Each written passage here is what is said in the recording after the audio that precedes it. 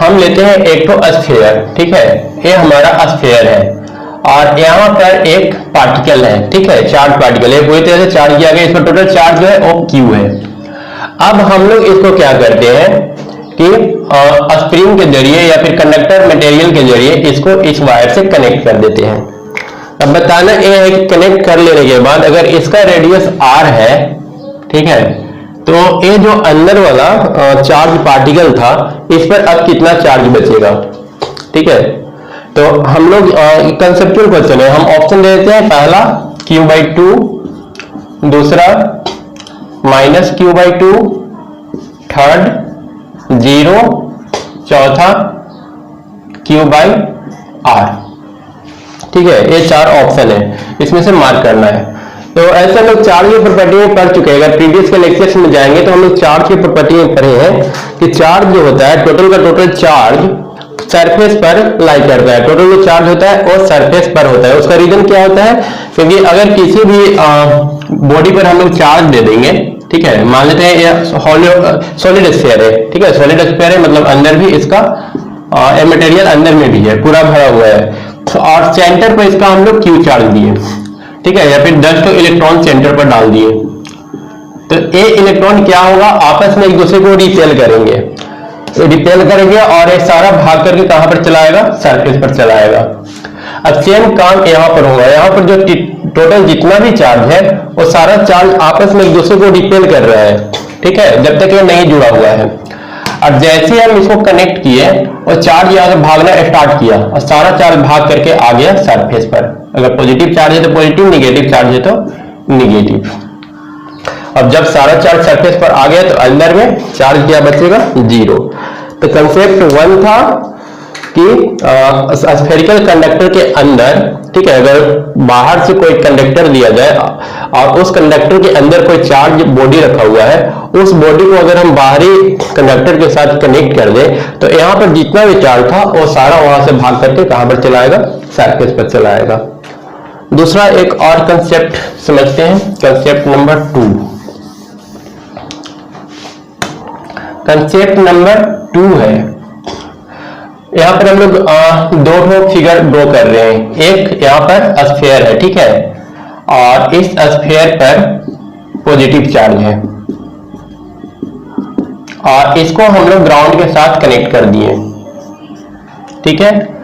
दूसरा स्फीयर है, sorry sphere metal plate है, इस पर भी निगेटिव चार्ज है, ठीक है, कोई भी प्लेट है जिस पर निगेटिव चार्ज है और इसको हम लोग ग्राउंड के साथ कनेक्ट कर दिए। अब दोनों में ये बता रहा है कि किसमें इलेक्ट्रॉन का डायरेक्शन क्या होगा, इलेक्ट्रॉन इसमें ऊपर होगा या फिर नीचे होगा, इलेक्ट्रॉन किस तरफ फ्लो करेगा, और इसमें जो इलेक्ट्रॉन होगा, इलेक्ट्रॉन का फ्लो किस तरफ होगा, ऊपर की ओर या नीचे की ओर। तो अगर इसको हम पॉजिटिव प्लेट को ग्राउंड के साथ कनेक्ट कर दें तो इलेक्ट्रॉन क्या होता है, ग्राउंड से ऊपर की ओर दौड़ना शुरू करता है, ठीक है, और ये जो है इलेक्ट्रॉन यहां से रन करके इस प्लेट तक पहुंचेगा और इसको पूरी तरह से न्यूट्रल कर देगा, ठीक है, ये न्यूट्रल हो जाएगा और इलेक्ट्रॉन का जो फ्लो होगा वो होगा ग्राउंड से इस सरफेस की तरफ। इसके जस्ट अपोजिट अगर इस तरह से हम इसको ग्राउंड करें तो यहां पर इलेक्ट्रॉन का फ्लो ऊपर से नीचे की ओर होगा, ठीक है, और ये जो सरफेस है पूरी तरह से डिस्चार्ज हो जाएगा।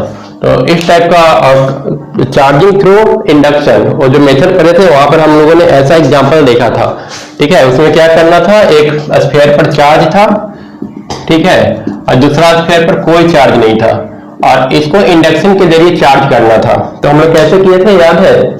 इसको हम लोग क्या करते हैं कि इसको करीब लाते हैं, ठीक है, करीब लाते हैं तो इस पर क्या होता है, निगेटिव चार्ज आ जाता है, ठीक है, सॉरी, इसको अगर हम करीब लेकर के आएंगे तो इस तरफ निगेटिव चार्ज आ जाएगा और इधर आएगा पॉजिटिव चार्ज। इसको अब हम लोग क्या करते हैं, ग्राउंड के साथ जोड़ देते हैं, ठीक है, ग्राउंड के साथ जोड़ देंगे तो यहां से क्या होगा, कुछ इलेक्ट्रॉन फ्लो करेगा और इस पॉजिटिव चार्ज को कैंसिल कर देगा।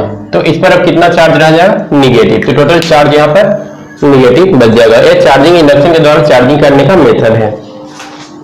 उसके बाद कुछ और कंसेप्ट जानते हैं, कंसेप्ट नंबर 3। ये आएगा हमारा कंसेप्ट नंबर 3 होगा। कंसेप्ट नंबर 3 में हम लोग जान लेते हैं फोर्स का टाइप कितना होता है। 11th क्लास में हम लोग ग्रेविटेशनल फोर्स पढ़े थे, आगे हम लोग को इलेक्ट्रोमैग्नेटिक फोर्स पढ़ना है, न्यूक्लियर फोर्स भी जानते हैं, और एक और फोर्स होता है वीक फोर्स। ठीक है, तो टोटल कितने टाइप के चार्ज फोर्स हो गए? फोर्स का टोटल 4 टाइप होता है। पहला gravitational force, gravitational force, second electromagnetic force, electromagnetic force, third weak force, और fourth strong force. Strong force है, इसको न्यूक्लियर फोर्स बोलते हैं, न्यूक्लियर फोर्स। अब इस फोर्स के कुछ प्रॉपर्टी के बारे में हम लोग जान लेते हैं।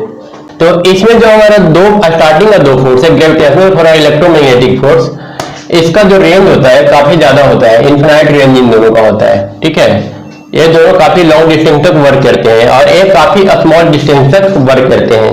तो लास्ट का ये है 10⁻⁻15 मीटर, 10⁻⁻15 मीटर के अंदर इसका रेंज होगा, और इसका भी लगभग जो न्यूक्लियर फोर्स है इसका भी लगभग 10⁻⁻15 मीटर के बराबर ही होता है। तो ये दोनों जो फोर्स है काफी लो डिस्टेंस के लिए है। अब इसमें सवाल ये उठता है कि इसमें सबसे स्ट्रॉन्ग फोर्स कौन सा है? तो इसमें जो सबसे स्ट्रॉन्ग फोर्स होता है वो न्यूक्लियर फोर्स होता है, स्ट्रॉन्गेस्ट, इसको बोलेंगे स्ट्रॉन्गेस्ट फोर्स। ठीक है, दुनिया में जितना भी तरह का फोर्स है उस फोर्स में सबसे ज्यादा स्ट्रॉन्ग फोर्स कौन सा होगा? Nuclear force. अब कितने डिस्टेंस रेंज तक काम करता है? ये करता है 10⁻⁻15 मीटर तक। ठीक है, ये जो हमारा है ये वीक फोर्स है, वीकेस्ट नहीं बोलेंगे, वीक फोर्स, क्योंकि इससे भी ज्यादा वीक होता है ग्रेविटेशनल फोर्स। तो एक बार हम लोग अरेंज कर लेते हैं कौन सा फोर्स सबसे ज्यादा स्ट्रॉन्ग होगा। तो सबसे ज्यादा स्ट्रॉन्ग फोर्स हो गया 4 नंबर। ठीक है, उसके बाद हमारा नंबर आएगा इलेक्ट्रोमैग्नेटिक फोर्स का 2, उसके बाद नंबर आएगा वीक फोर्स का 3, और उसके बाद जो सबसे वीक होगा वो होगा 1 ग्रेविटेशनल फोर्स। तो ये अरेंजमेंट आप लोगों को याद रखना है, कौन फोर्स कितना स्ट्रॉन्ग होता है। सबसे स्ट्रॉन्ग हमारा कौन सा हो गया? Nuclear force. उसके बाद आते हैं नेक्स्ट कंसेप्ट पर। नेक्स्ट जो हमारा कंसेप्ट नंबर 4 होगा वो होगा कूलम्ब्स लॉ से रिलेटेड। तो कूलम्ब्स लॉ से रिलेटेड कंसेप्ट क्या है? कंसेप्ट नंबर 4, कूलम्ब्स लॉ जो होता है, Coulomb's law is valid only for distance greater than 10⁻⁻15 metre. 10⁻⁻15 metre से अंदर का अगर डिस्टेंस रहा तो उसके लिए हमारा कूलम्ब्स लॉ जो होता है वो वैलिड नहीं होता है। दूसरा, this is not valid for charge in motion. अगर चार्ज हमारा मोशन में है तो वहां पर भी ये जो कूलम्ब्स लॉ होता है वो वैलिड नहीं होता है, क्योंकि जब चार्ज मोशन में होता है तो इलेक्ट्रिक फील्ड के साथ साथ मैग्नेटिक फील्ड भी क्रिएट करता है। तो ये सिर्फ कूलम्ब्स लॉ उस चार्ज के लिए वैलिड है जो रुका हुआ है। ठीक है, और ये जो कूलम्ब्स लॉ है वैलिड है only for distance greater than 10⁻⁻15 metre. ये हमारा चौथा कंसेप्ट हुआ। अब आते हैं 5वां कंसेप्ट में। 5वां कंसेप्ट है, अगर 2 चार्ज यहां पर रखा हुआ है, ठीक है, इन दोनों के बीच फोर्स अगर 1 लग रहा है, ठीक है, और एक तीसरा चार्ज हम कहीं बाहर से लेकर के आ जाए, तो इस तीसरा चार्ज के आने से 1 और 2 जो चार्ज रखा हुआ है इन चार्जेस पर कोई इफेक्ट नहीं पड़ता है। ये जो फोर्स है जितना है उतना ही रहेगा। ठीक है, अगर तीसरा चार्ज यहां पर लेकर के चल आए, यहाँ पर अगर एक Q1 है, एक Q2 है, और हम लोग एक चार्ज यहाँ पर Q3 रख देते हैं, तो Q3 रखने के बाद भी अगर कोई हमसे पूछे कि अब इन दोनों के बीच फोर्स कितना हो गया, तो हम लोग जवाब देंगे फोर्स सेम ही रहेगा, फोर्स में कोई चेंजिंग नहीं आएगा। उसके बाद कंसेप्ट नंबर 6। कंसेप्ट नंबर 6 क्या है? ये है हमारा ratio between gravitational force divided by electrostatic force. ये जो रेशियो होता है, इस रेशियो को अगर हम इलेक्ट्रॉन के लिए देखें तो इलेक्ट्रॉन के लिए ये रेशियो आता है 10⁻⁻43 10⁻⁻43/1। ए रेशियो जो प्रोटॉन के लिए अगर देखें तो प्रोटॉन के लिए आता है 10⁻⁻36/1 और 1 प्रोटॉन और 1 इलेक्ट्रॉन के बीच अगर देखें प्रोटॉन इलेक्ट्रॉन तो ये जो रेशियो है वो आता है 10⁻39/1। तो ये एक कंसेप्ट है, बस एग्जाम में नहीं आएगा, ठीक है, बस समझने के लिए कि ये जो होता है अगर इलेक्ट्रॉन इलेक्ट्रॉन के बीच देखें तो ग्रेविटेशनल फोर्स इलेक्ट्रोस्टैटिक फोर्स के कंपेयर में बहुत ज्यादा कम होता है, -43 सबसे कम होता है। और अगर हम लोग प्रोटॉन प्रोटॉन के बीच देखें तो 10⁻⁻36 ये भी बहुत कम है और ये सबसे ज्यादा ये भी कम है, ठीक है। तो सबसे कम रेशियो कौन सा दे रहा है, इलेक्ट्रॉन इलेक्ट्रॉन के बीच का, और उसके बाद दे रहा है सबसे कम प्रोटॉन और इलेक्ट्रॉन के बीच में, और उसके बाद प्रोटॉन और प्रोटॉन के बीच का। ये हमारा था कंसेप्ट नंबर 6। उसके बाद आते हैं कंसेप्ट नंबर 7। कंसेप्ट नंबर 7 क्या है? कंसेप्ट नंबर 7 है अगर दो चार्ज है Q1 और Q2, ठीक है, तो इन दोनों के बीच जो लगने वाला हमारा फोर्स होता है वो होता है 1/4πε0 Q1 Q2/r²। अगर इसी दोनों चार्ज को वाटर के अंदर रख दें या फिर ऑयल के अंदर रख दें, या वाटर है वाटर के अंदर रख दिए जिसका डाइलेक्ट्रिक कांस्टेंट K है, तो अब लगने वाला जो फोर्स है वो हो जाएगा 1/4πε0 Q1 Q2 बटा यहाँ पर एक एक्स्ट्रा वैल्यू K आ जाएगा, मतलब K का जो वैल्यू होता है वो ग्रेटर देन 1 होता है, और K जब 1 से बड़ा होगा तो ये जो फोर्स है इसके कंपेयर में कम हो जाएगा, मतलब वेल में अगर दोनों चार्ज को हम लोग डाल दें तो फोर्स लगना कम हो जाता है। अब यहाँ पर सवाल ये पूछा जा सकता है कि इस दोनों जो चार्जेज है Q1 और Q2 इनके बीच का डिस्टेंस हम लोग क्या रखें कि ये फोर्स पहले वाला फोर्स के बराबर हो जाए। समझ में आया क्या बोल रहे हैं? दो चार्ज है, दो चार्ज के बीच फोर्स लग रहा है, अब उन दोनों चार्ज को हम लोग वाटर में डाल दिए, दोनों के बीच फोर्स कम हो गया, तो अब नया डिस्टेंस मतलब कितना चार्ज को और क्लोज करना पड़ेगा, नया डिस्टेंस कितना रखना पड़ेगा कि हमारा जो फोर्स है पहले इतना पहले के बराबर हो जाए, मतलब कि नया फोर्स तो हमारा ए है, 8 µA है। अब यहाँ पर इस डिस्टेंस को के बारे में बताना है कि r' का वैल्यू क्या होगा कि हमारा जो फोर्स है पहले वाला फोर्स के बराबर होगा, ठीक है। मान लेते हैं नया हम लोग, ठीक है, पहले ठीक है r एज्यूम कर लेते हैं।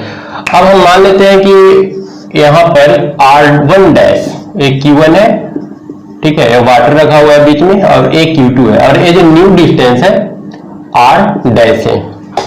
इनके बीच लगने वाला फोर्स कितना हो जाएगा?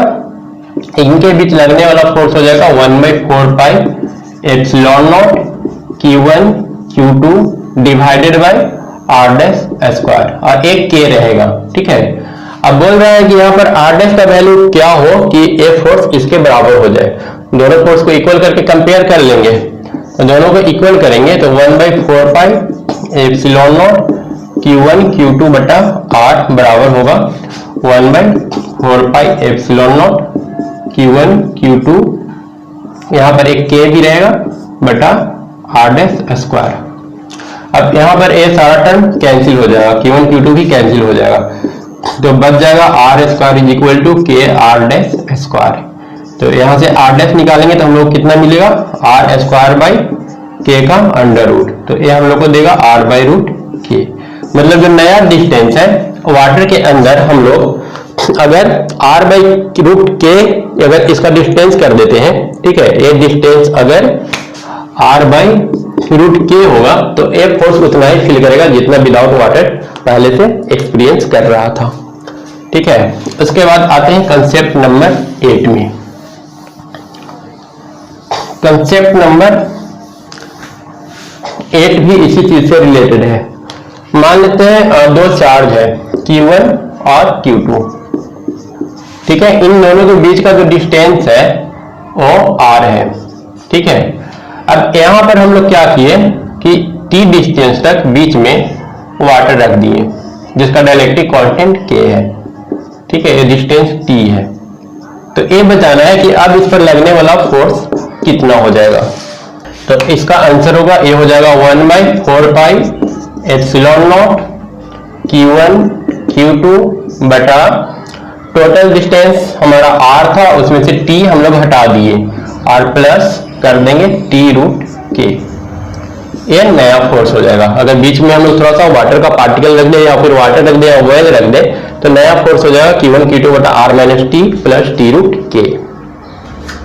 और इसका r का स्क्वायर होता है तो इसका हम लोग कर देंगे होल स्क्वायर। ठीक है, ये हमारा कंसेप्ट नंबर 8 हुआ। तो इस 8 कंसेप्ट को आप लोग नोट कर लीजिएगा। हालांकि ये सारा ठीक है, कंपटीशन में आ सकता है या इसके पीछे वाला जो हमने क्वेश्चन किया, और बाकी बस समझने के लिए, बाकी वो एग्जाम में आने का चांसेस कम है, बट ये एक कंसेप्ट है जिसे आप ध्यान में रख सकते हैं। ठीक है, ऑब्जेक्टिव टाइम में पूछ सकता है कि कूलम्ब्स का जो कूलम्ब्स लॉ होता है वो किस डिस्टेंस के लिए वैलिड है, तो हम लोग वहां पर बोल देंगे कि एक 10⁻⁻15 मीटर से बाद के लिए वैलिड है, उसके अंदर में वैलिड नहीं होगा।